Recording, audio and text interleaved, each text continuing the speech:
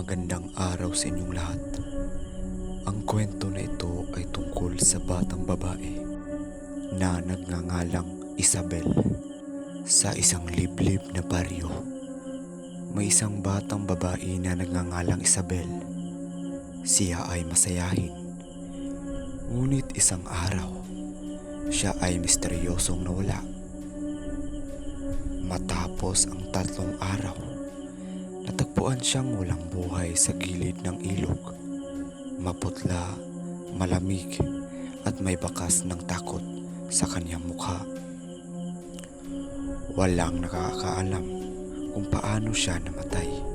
Simula noon, may kakaibang nangyayari sa baryo, sa bahay ng kanyang pamilya. May naririnig silang mahihinang hagikik tuwing hating gabi.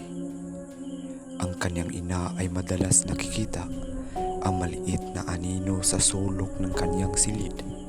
Tila isang batang nakatayo at nakatitig sa kanya. Isang gabi, habang ang kanyang ama ay nag-iinom sa balkonahe, may naramdaman siyang malamig na hangin. Nang tumingin siya sa harap, nakita niya ang anyo ni Isabel. Nakangiti, ngunit may dugong pumapatak mula sa kanyang mga mata. Mabilis siyang magnagdasal at ang anyo ay naglaho.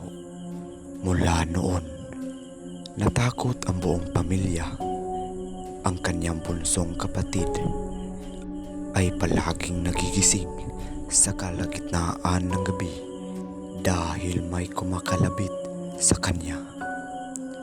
Isang gabi, naglakas loob siyang magtanong, "Ate, ikaw ba yan?" Hindi siya sinagot. Ngunit may marahang hagikik siyang narinig. Naghanap ng albularyo ang pamilya upang ipaliwanag ang mga pangyayari. Ayon dito, hindi matahimik ang kaluluwa ni Isabel dahil hindi pa natutukoy ang dahilan ng kanyang pagkamatay. Dapat daw itong hanapin bago siya tuluyang magpahinga. Nagpasya ang pamilya na siyasatin muli ang ilog kung saan natagpuan ang katawan ni Isabel.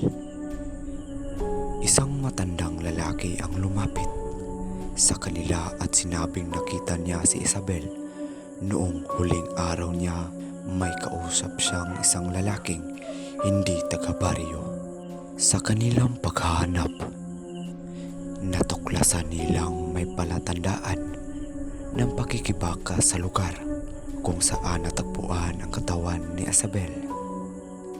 Nakita rin nila ang isang lumang pendant na hindi pag-aari ng bata. Isinukuni nila ito sa pulisya. Habang isinasagawa ang investigasyon, lalong naging madalas ang pagpaparamdam ni Isabel sa kanilang bahay. May palaging bumubulong sa dilim. Sa paaralan, may nakikitang isang batang babae na palaging nakatayo sa bintana ng silid-aralan, nakatingin lamang sa labas. Maging ang mga kapitbahay ay nakaranas ng kababalaghan. Isang gabi, may batang kumakatok sa kanilang pinto, ngunit nang pagbuksan, wala namang tao. Isa pang pamilya ang nakarinig ng iyak mula sa kanilang bakuran, ngunit nang silipin nila, isang batang babaeng nakaputi ang nakaupo sa duyan. Walang mukha. Lumakas ang hinala ng pamilya na hindi simpleng aksidente ang nangyayari kay Isabel.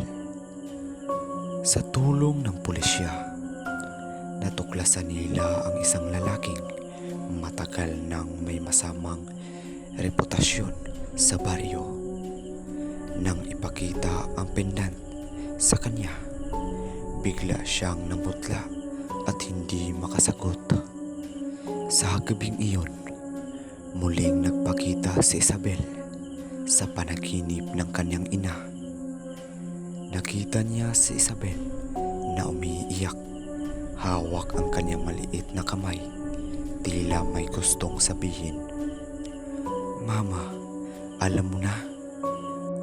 Mahina niyang bulong bago nawala sa dilim.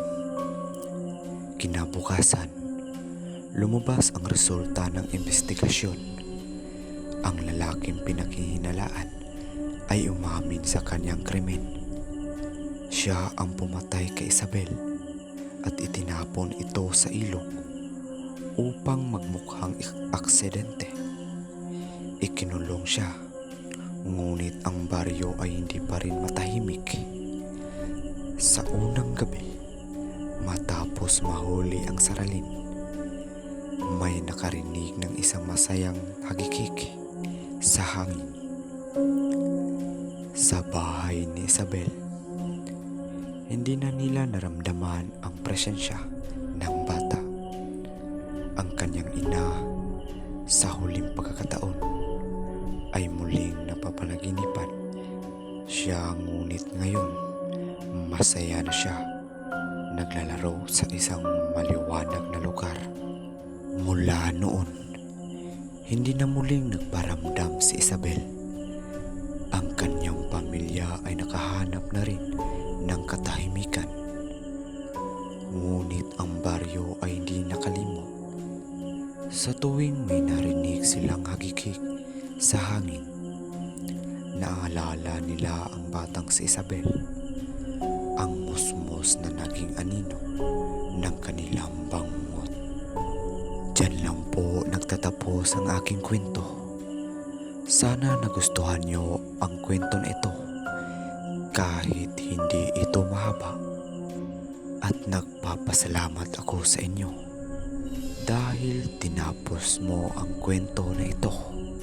At ito na, huwag niyong kalimutan mag-subscribe at pindutin ang notification bell. At huwag niyong kalimutan na rin na ipakalat sa buong mundo. Maraming salamat.